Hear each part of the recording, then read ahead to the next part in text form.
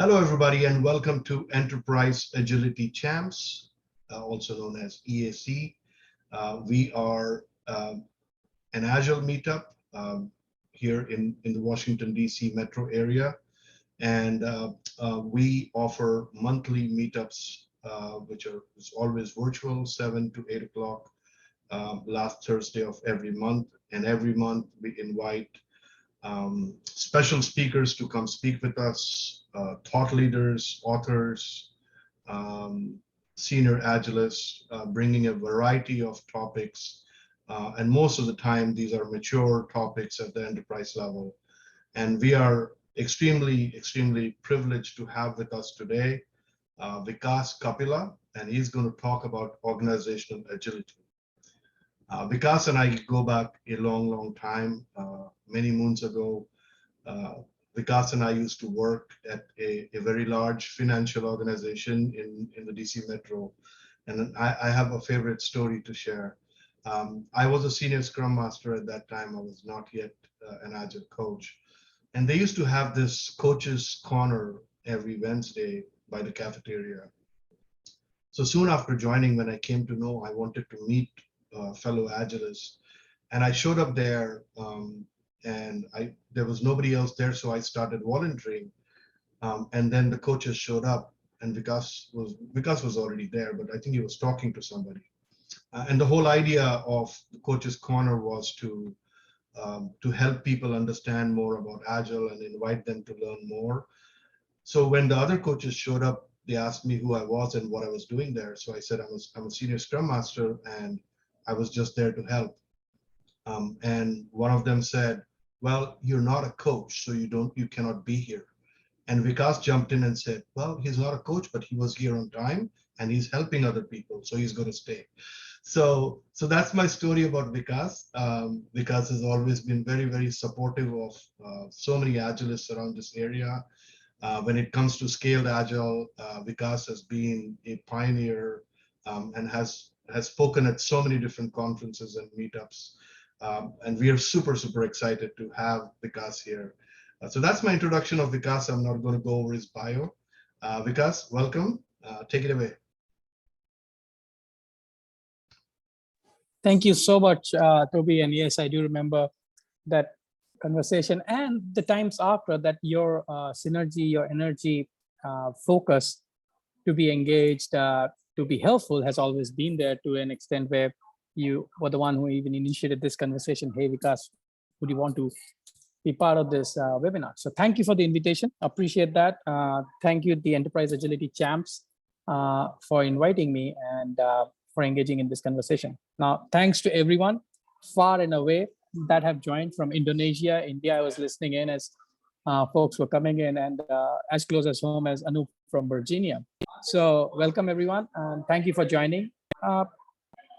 If you've understood anything about me with that brief intro, is that I'm a person who drives energy from your energy. So my working agreements for this session, like every other session, right, is to be engaged, speak up, believe. So don't worry about asking me questions after the end. Please keep your questions there, but you will find me enough asking you things. Please feel free to just unmute and respond. And not only when I ask you, but if you have something to ask. But if you feel more comfortable just typing the question in, please do that. There volunteers here, thanks to Meenakshi, Mike, others, they are also moderating the questions that come into Zoom chat for us, and I will answer those towards the end of the conversation. And I do believe it's a conversation, so please help me make it a conversation, not a monologue or a dialogue. So the intent of today's conversation is about understanding what is organizational agility and why should we care, or why does it matter, right? So from my perspective, when I think about it as a topic, I always start with why should I care. So when I start with why should I care, I said, for me to care, I need to know what is an organization. For me to know about this and care about it, I need to understand what is agility, and then have that conversation saying about, okay, if it's agility and it's an organization, what does agility mean for an organization? How do I build it? And then answering those questions of spending enough time in discovering that word itself and spending enough time in understanding it has helped me bring people that engage me in that conversation to that realization as well. So what it is and why should we care about it? Are we good with that? Does that align with our thought process to engage in similar conversations? Yep. Cool. Can you still hear me, guys? Awesome. So yeah, I'll take some. So from your perspective, what is an organization? Is it the sum of parts, processes, people, software you code, hardware you make, services you deliver, or is it something else?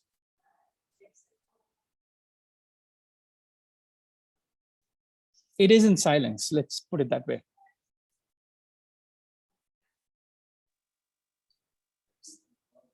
Is the picture representing an organization?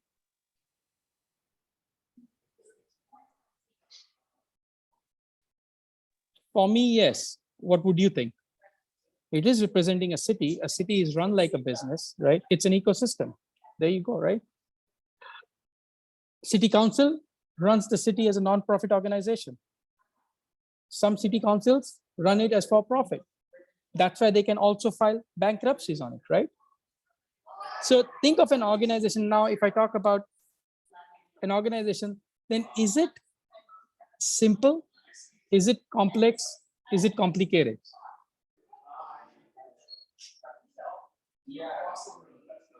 Generally speaking, it's complex, right? But if I talk to anybody in Florida today or yesterday, it's in chaos. So it's a living organism, the organization. To think the organization is a static is sometimes, I think, our biggest fallacy. Organizations are not static. When we talk about organizations have culture, that itself should tell us that they are living organisms.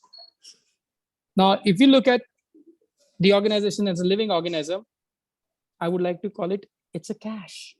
What does cache mean? Complex, adaptive system of human enterprise. So CASHE, cache. Now, I put the agility very small there. So what is agility? Is it the ability to respond? Or is it the ability to be just fast? How would you define agility?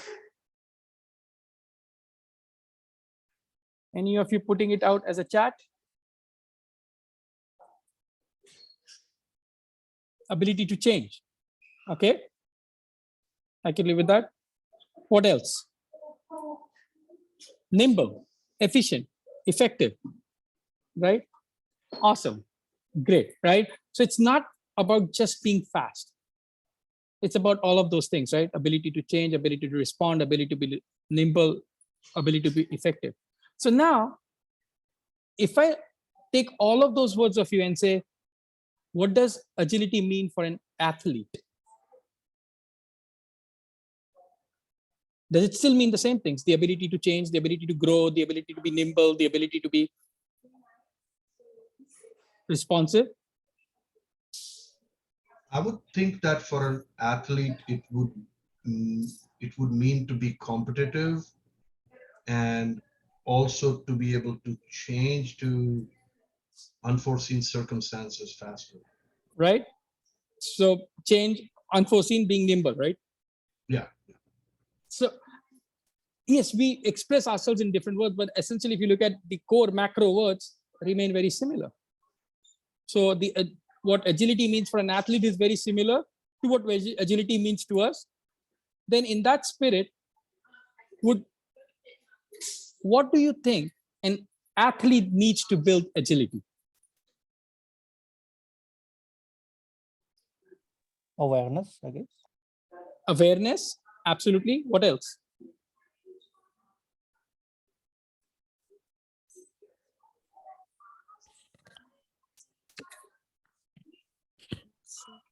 Muscle. Sometimes we say muscle memory also, right? Good reflexes. And strong basic foundations. A discipline, rest, absolutely, right? When you go out and work out, you need time to recover as well. One of the biggest things we hear about uh, teams, the NFL going on, happening, things we hear about the Thursday games are, oh, some of us were the players were very tired after a short window because they were playing on Monday. They didn't get enough rest. 2 back-to-back hard games, right? So you need that, the rest to be agile. You need the basics to be strong. You need to be disciplined with your basics, even if they are strong. You need to be consistent with them. And that's when you can be effectively competitive. You can then be responsive, right? You can actually say, I have built agility in me as a athlete or as an athlete. So in that spirit, what does an organization need for agility?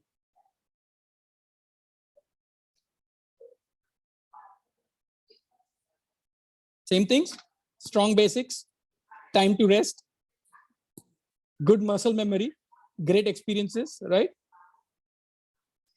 Now, when I say, and discipline, a sense of commitment, consistency, same things apply. Now, good words, but let's put it in practice. What are the basics for an organization that would make it be consistent, that they need to be disciplined about, that they need to be strong in? What are they?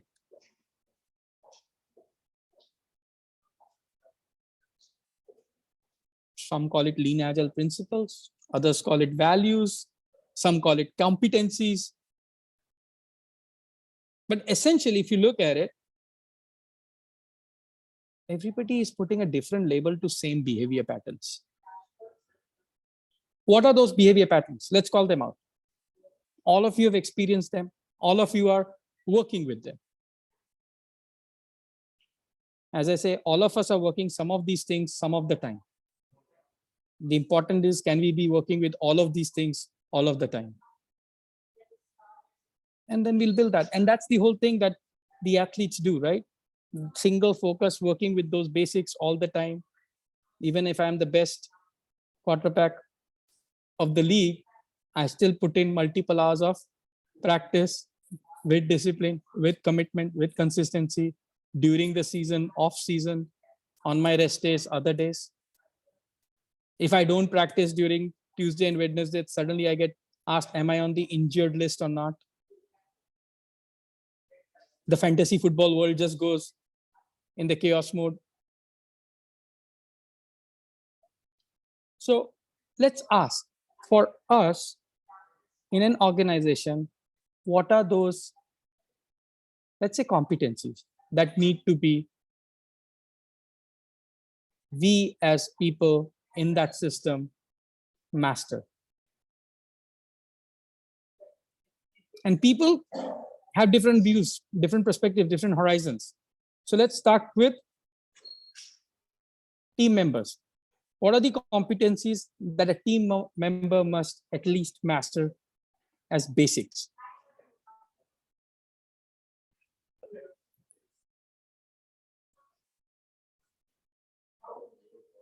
Anybody on the chat window? If not verbally?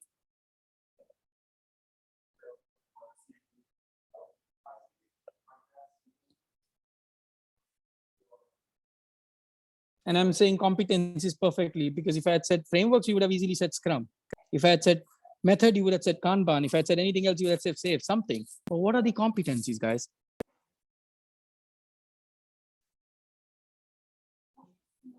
And the question And is, you need competencies to achieve agility in an organization? yes, so as a team member, I love that answer right there. Collaboration and openness. Yeah. Yes, it's collaboration is a competency. It just doesn't come. And is collaboration the same as cooperation? No.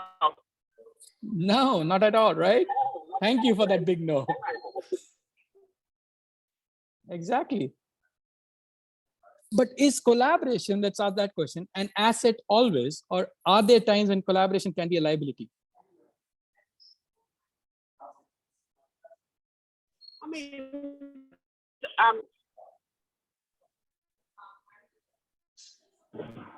yes. Yes to what? It can be liability, or yes to that it's always an asset. You said you just chose. You said liability. You chose that word. That's a really interesting word. Yeah. It things depend sometimes. It scenarios depend on what's most appropriate. You know. Exactly. During backlog refinement, during planning, collaboration is an asset. But once we've done the planning, we are committed to deliver. Now we need to cooperate to deliver. The time to collaborate is not anymore. If we collaborate now, what are we doing? We are going into storming zone. We are not performing anymore. So we have to understand, as a team dynamic, what does collaboration do? Collaboration encourages storming, which helps us to get to norms as an output. When we converge from the collaboration, we get to norming, and then we execute on it to be high performing. Right? So that execution to be high performing needs us to be more cooperative and less collaborative at that time. Agreed. Collaboration, even during backlog refinement, if I don't have transparency, if I don't have the clarity of intent, collaboration is still unfruitful. It becomes a liability. So true. Right? So we need that as a competency, and we have to understand that also. When we master that competency, we need to understand what makes it helpful, right? Sugar is required for body, but too much of it is bad for the body too. So similarly, collaboration is required, but we need to be aware how much, right? As they say, salt or taste. So collaboration, knowing the context. In which zone are we at what time? So what are other competencies? I love that. Thank you. We talked about collaboration and then openness. And that's so critical for this thing, to the point where we say radical candor, right? Or candidness, important. But it also says that we need to understand that needs to be topical, not personal.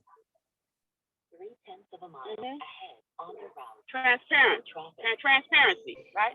Same Exactly. thing. Absolutely same thing. But again, with the same parameters, right? Same parameters.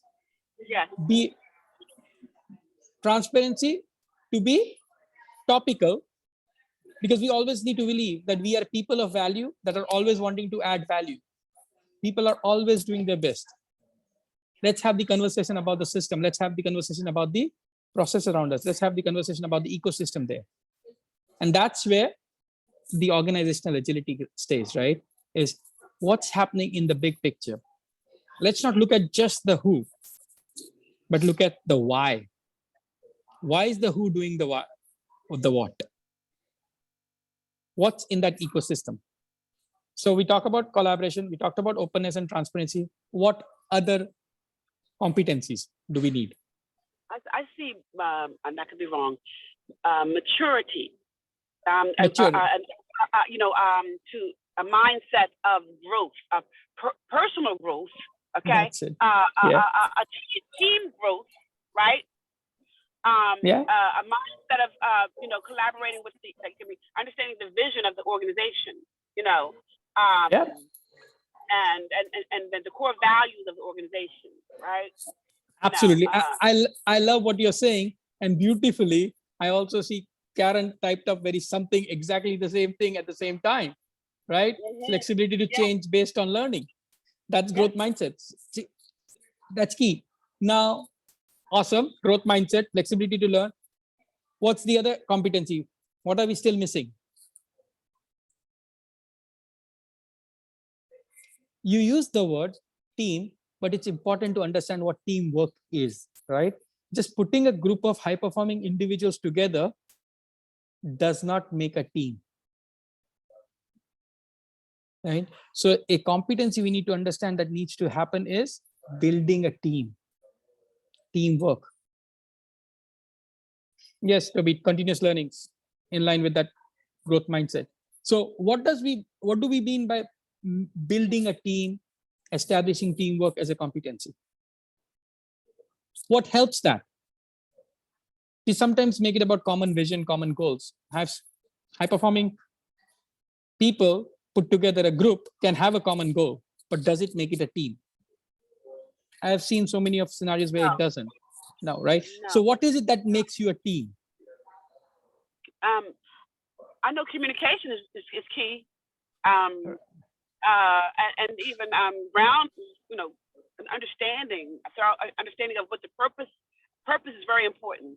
The direction, Direction, common goal, but yes, and keeping the positivity, keeping the team. The team should want to well. So let me ask a question, open-ended one. We are all saying goals, common understanding, purpose, very similar things, different words. But what will help us have that shared understanding and common goals? When will I want to share my goals with you? When will I want to have a common vision with you, Toby? What about some personal incentive being applied to the equation, the group? Exactly, that equation, I like Meenakshi's word, connection, bond, right? So yes. When I'm connected to someone, I want to share goals with them. I want to have a common vision with them, right? And that connection can establish very fast, but to make it a bond, you need trust, right? So its key element is, can we start from a place of trust, in the sense that not that you have to build trust, but let's just give somebody trust. Let us be the bigger person in that. Let's give till they prove me wrong for trusting them. Rather than the other way around, where we say, no, the other person needs to earn my trust. And sometimes it takes years to do that. But we can shorten the cycle just coming from a place of that attitude and say, let me just trust you till you give me a reason not to trust you. Is that easier? Does that make things simpler? Yes, and less stressful. And less stressful, right? And when you take the stress out of the system, what happens? The organization can be agile. Because when is your body as an athlete not ready to be agile? When it has stress, you need that rest, right? Because you just had a huge game. So yeah, if we can take these basics, and now when I'm talking about individual that way, when I'm talking about a team that way, what is an organization? It's a fractal scale up. Either you're a team of teams, or you're an organization of 60 plus, 100 plus teams, or you are a huge, large enterprise of thousands of teams. But at the end, we are a complex adaptive system of human enterprise, right? So we are just like a body is, right? A culmination of multiple cells. So is an organization a culmination of multiple humans, a culmination of multiple groups or teams. Now, if we can convert those groups into teams and we make it a culmination of multiple teams of teams, because we build trust in them, think about what exponential gains you have given to your other competencies. Whether it's collaboration, whether it's openness, whether it's even technical skills. Would trust give exponential gains to your technical skills? Right? Now, if we scale that up to leadership level and say, will that trust give agility to your strategic decisions? Yes. And I would wanted to add something. That's what I'm going with it. Okay. I think a dose of training, pamphlets, something, a discussion about diversity and inclusion, equity and inclusion could potentially, shed some light on people's conscious and subconscious mindset sometimes that could help, to build that trust, should I say? Yeah, exactly, right? It's all about trust. And the inclusivity for me does not mean just tolerating the reality. But for me, inclusivity means accepting the reality. And there's a key difference in the two. Right? Certainly. Right? I accept your truth. I may not have lived it. I may not know it. but also at the same instance, it's a two-way road. You need to accept my truth, right? It's not an either or equation. Inclusivity is also a two-way road, mutual empathy. Exactly, right? And this is where that key element that we were talking about, that I would say is another competency, is not just continuous learning, but learning cycles or the feedback loop. Believing in them, applying them, learning, literally applying them and learning from them and using them. The learning cycles, right? And to not have that intent that I have arrived or I have achieved. Everybody is achieved. Every other person that I'm with, it is very true. We birds of the same feather flock together. So if I'm talking to someone at that time, we are almost at the same level. I don't have the opportunity to talk to Mr. Brad Pitt every day because he's achieved very differently than I have, right? I'm talking to people that are of equal achievement and accomplishments as like me. Are some maybe even generous and even have achieved and accomplished more than me. So for that to be true and for that behavior for me to come out, what is the key competency that we need to bring in? Humility. Trust and humility, right? Trust and humility are two things that enable, I think, every other competency. And those are two key things from my perspective for organizational agility. So what, right? So there are everything else there, but I'm talking about foundational elements, and I'm happy to have others say this because they are not just two foundational. I absolutely agree. There may be other foundational elements. I am in my discovery. So far, I think these two have been great pillars for me as cornerstones to hold on to. And as I find something that evolves, that this two pillars becomes a tripod, I'll be happy. If it becomes a quad structure, even better. Pentagon, even better. But I think we don't need to go too far and too many, because then we get lost in the jungle of the words. We lose the essence of the emotion, the essence of the word being pillars or cornerstones or foundations. Then they become another brick of the system. Can I say something? Absolutely. And that makes an awesome coach, to say the least. That attitude, that mindset. Just wanted to say that. Thank you, Roxanne. Appreciate that. Appreciate that. So let's look at, we can build on that, right? So what is organizational agility? The ability to respond nimbly, effectively, right? With strong foundations in building an organizational ecosystem culture with trust and humility. If you have that, the rest will follow. Absolutely, right? Able to. So what's VUCA? Volatility, uncertainty, complexity, and ambiguity.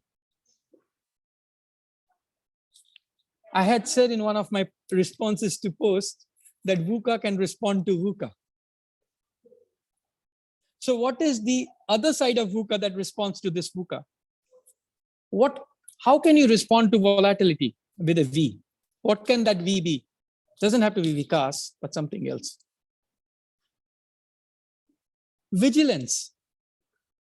If you're vigilant, you can respond to volatility, which is the essence of sensing and probing, right?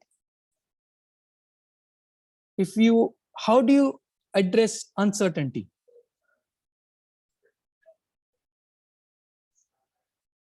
By understanding, creating an environment of understanding.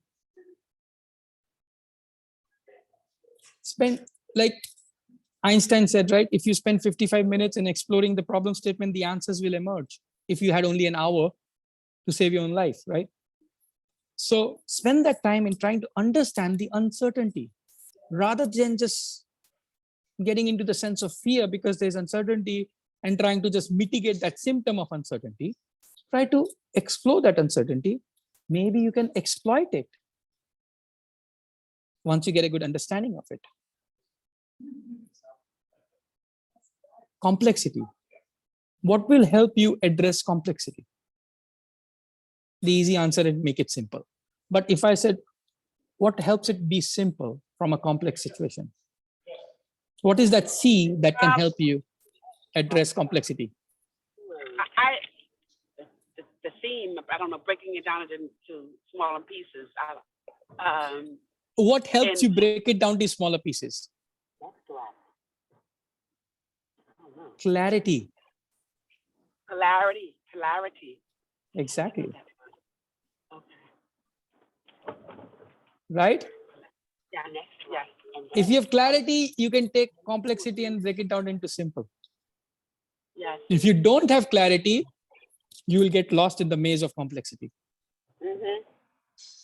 Yes. And clarity of what? Clarity of intent. You don't need clarity of solution. You just need clarity of intent. And dissect everything from the clarity of intent. What's the outcome you want? That's your intent. Start simplifying from that aspect. With that clarity, your complexity goes away sooner than later. And finally, A, ambiguity. How do you address ambiguity? What's the A there?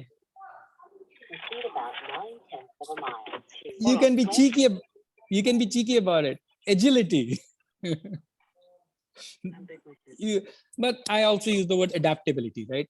So with ambiguity, if you have adaptability, whether you have agility, those are key elements that can be very helpful. And then for that agility to work or adaptability to work, you need strong basic, right? So a sense of calm, believing, being trusting your team, even in the sense of ambiguity, and enabling them to create clarity so that they can create understanding and be vigilant. VUCA can help you address VUCA.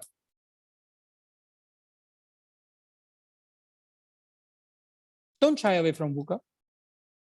To your VUCA, bring my VUCA.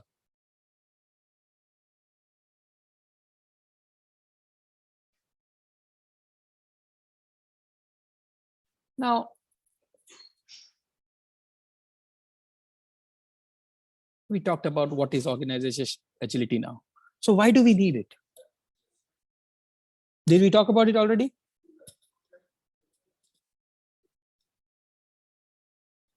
One essence of it to address VUCA, volatility, uncertainty, complexity, ambiguity. Organizational agility really helps us. For example, March 2020, when the lockdown happened, that was good VUCA for thousands, if not hundreds of thousands of organizations worldwide. People who showed VUCA were able to address it, that who had been vigilant since January, then reacting only in March, were ready. People who spent time 3 to 4 weeks in understanding how to respond, but did not react. Okay. That created clarity about what needs to be addressed now versus what can be later. We're able to address it.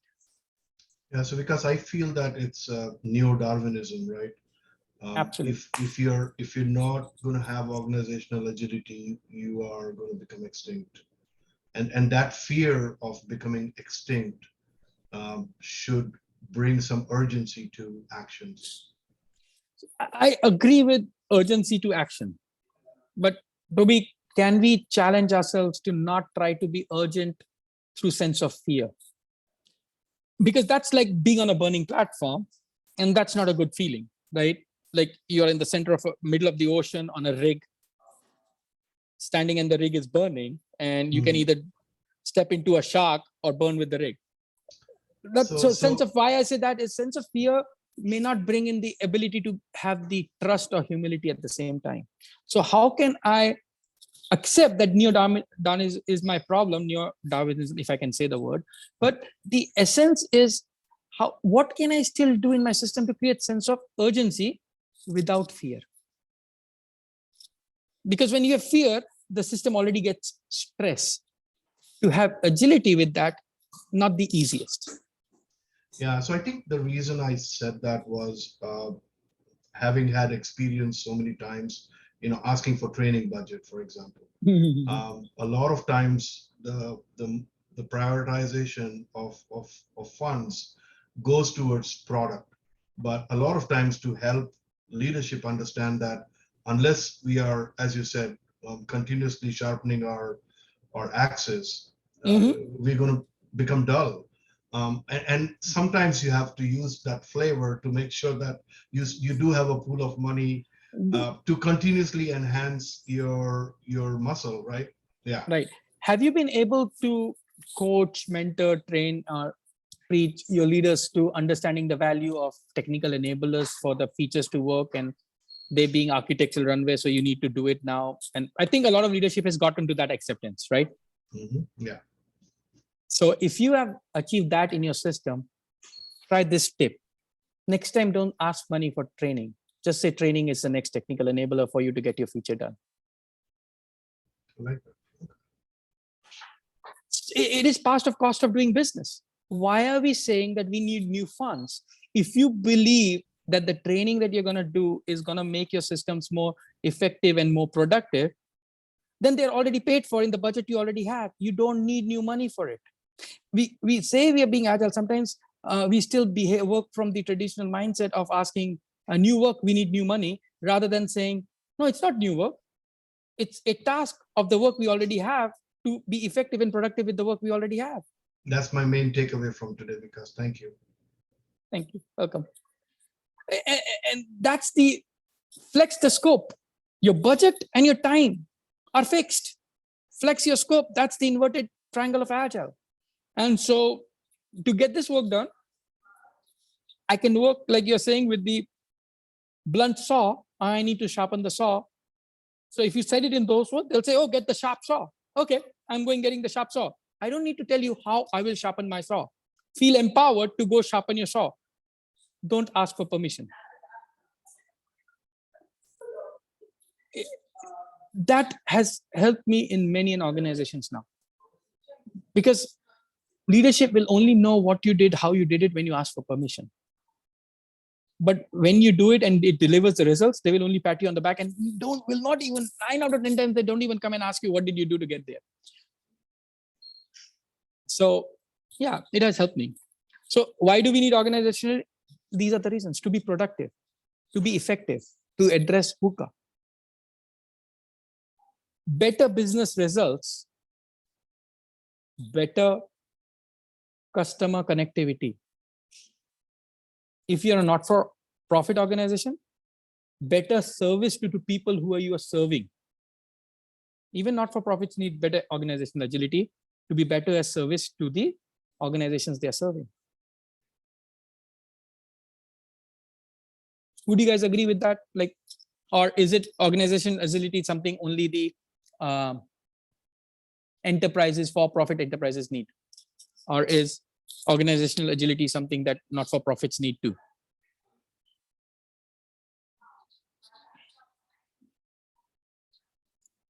I'll accept silence as in line with me.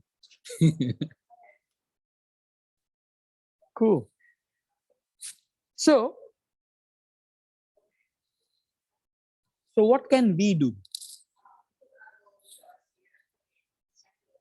Starting from 8 p.m. Eastern today, to build organizational agility in the circle of influence we have.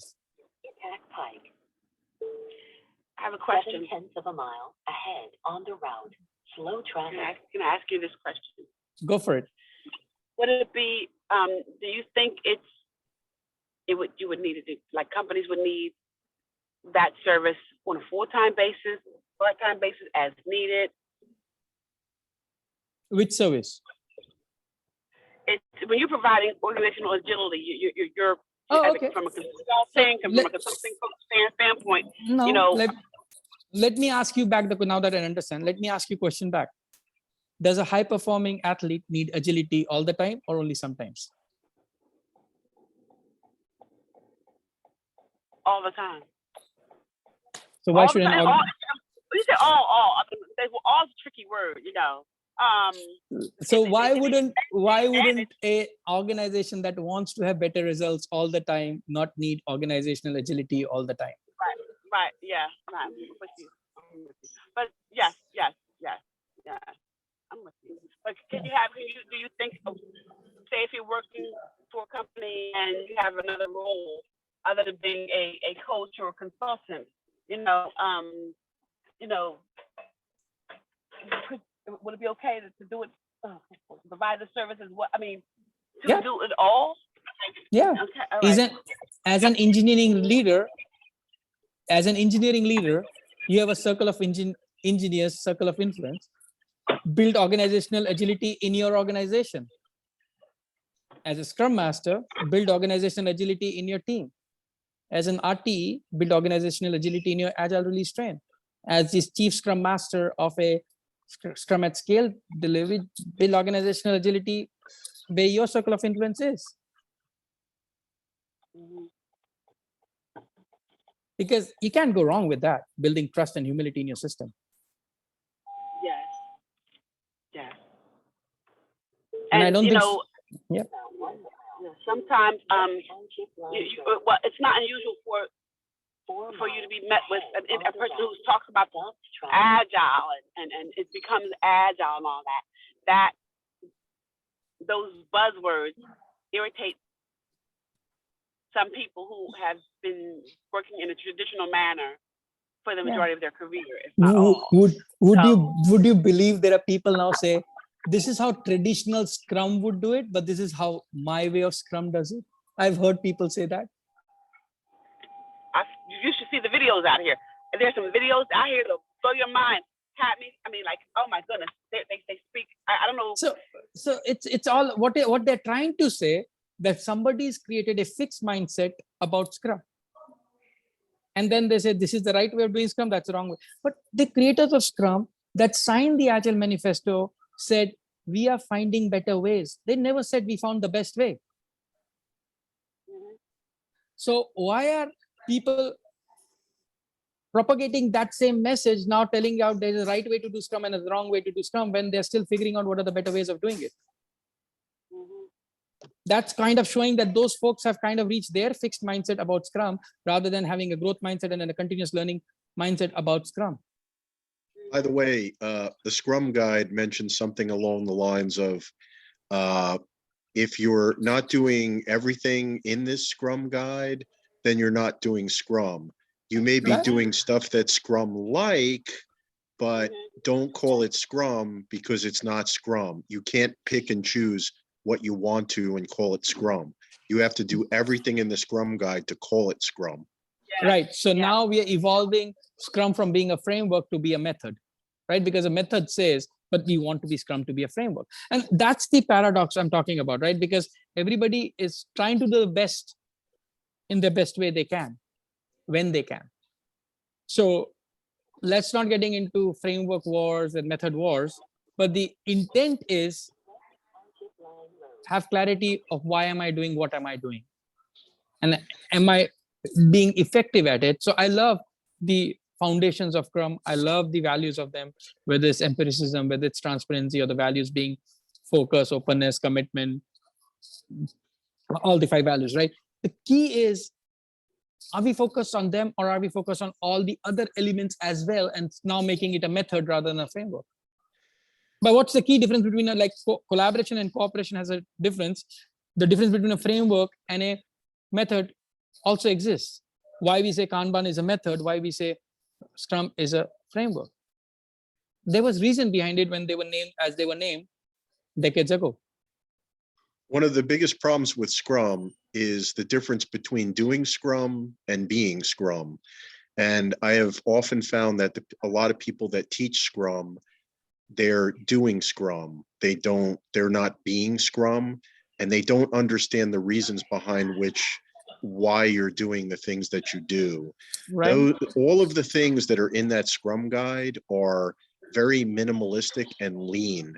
My understanding is that Agile and Scrum were built upon lean.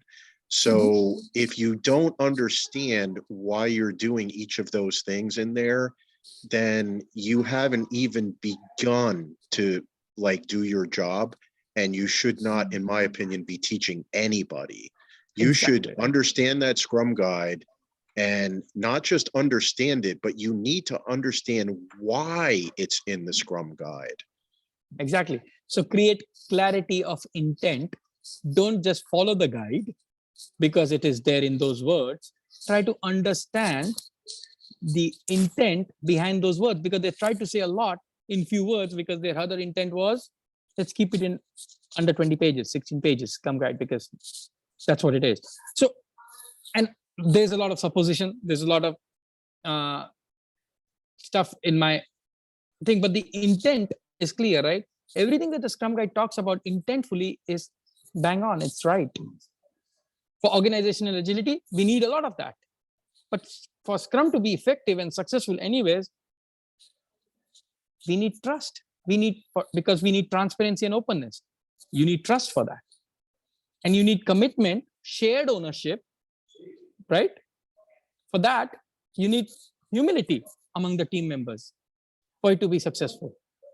So if Scrum helps build team agility, that's organizational agility. You scale up with one of the different frameworks of Scrum, whether it's less, Scrum at scale, safe, others that adapt Scrum into that. You need that fractal scale up of that mindset. So If what can anyone we do to wants build? some of the details filled in, and it's not required, but if a really good guide that I was taught when I took my CSM many years ago is the Scrum Primer. The Yeah. Scrum Primer fills in so many details, things like, I believe, doing the estimates and the story points. None of these things are, well, the story points, that's not defined in the Scrum guide. So Right. it fills in details, and a lot of the stuff in the Scrum Primer, even though technically it's not required, it is a standard that most people believe is actually part of the Scrum guide. And it's only because it's been brought in to so many places that people think that that's Scrum, but Mhm. it's actually built like to fill the details on top of Scrum, but it's not technically Scrum because it's not in the Scrum guide. But Right. it is a good read, and most places use that.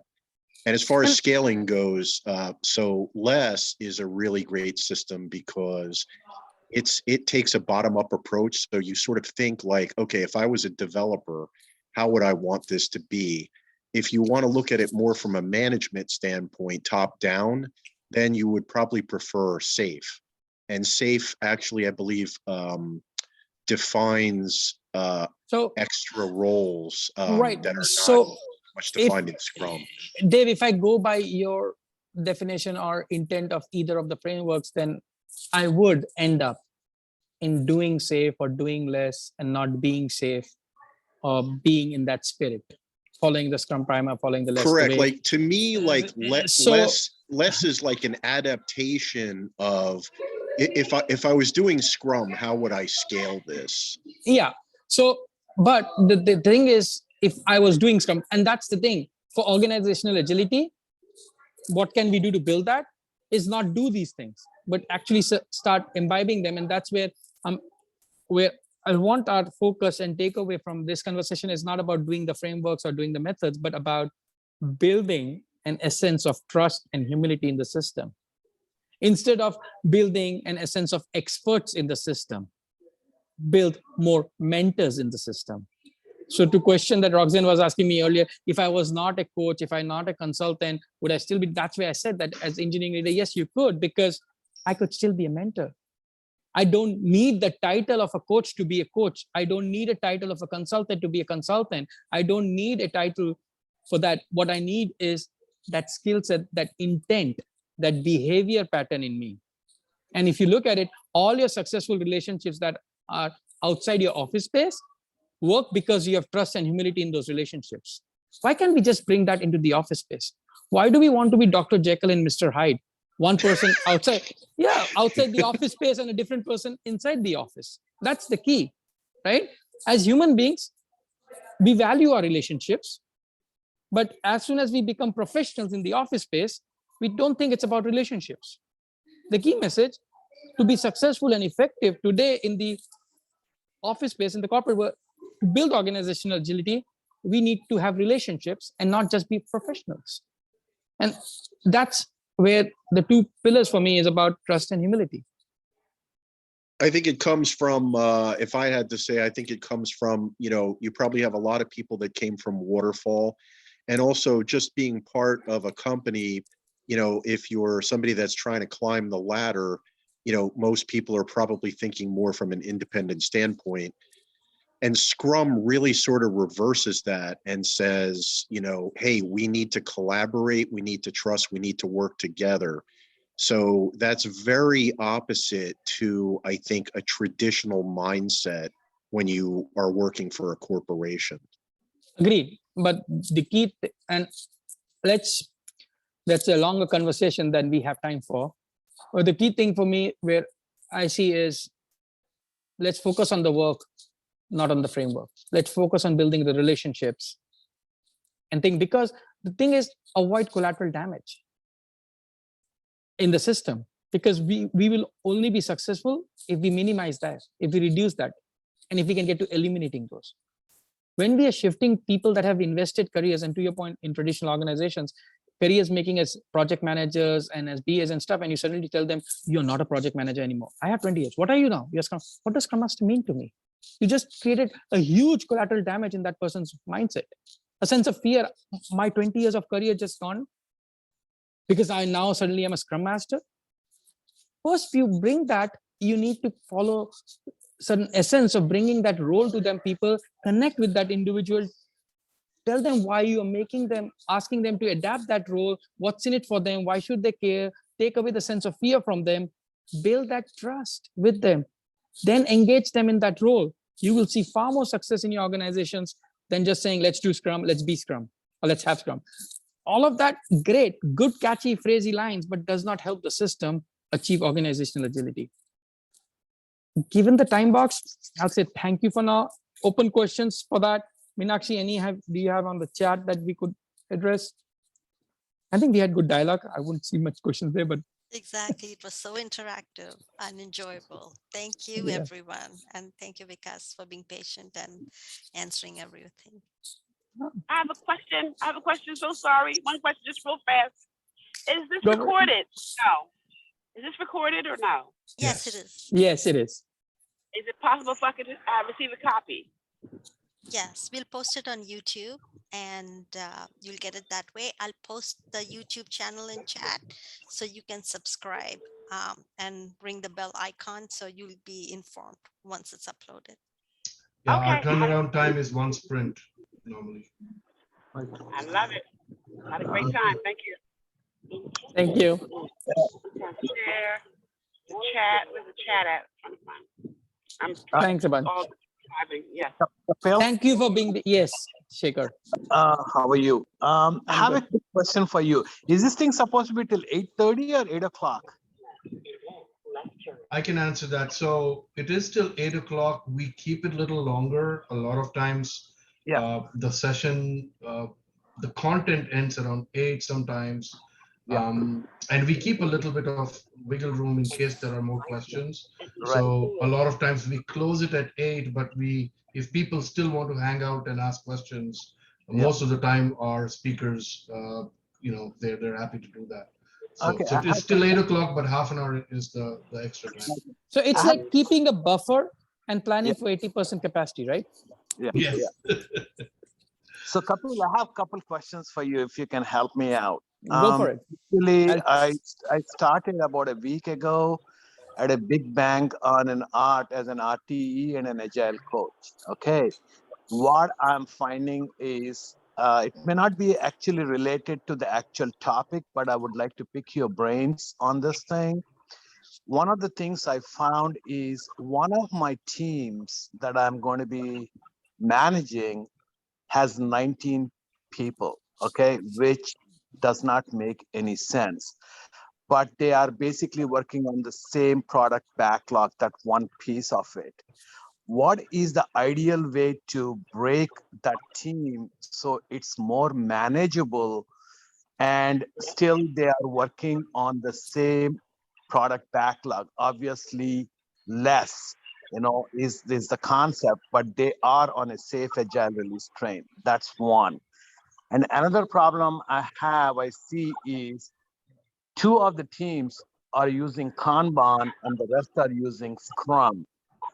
How is that going to make my life difficult? I have not seen that in my prior job at Boeing.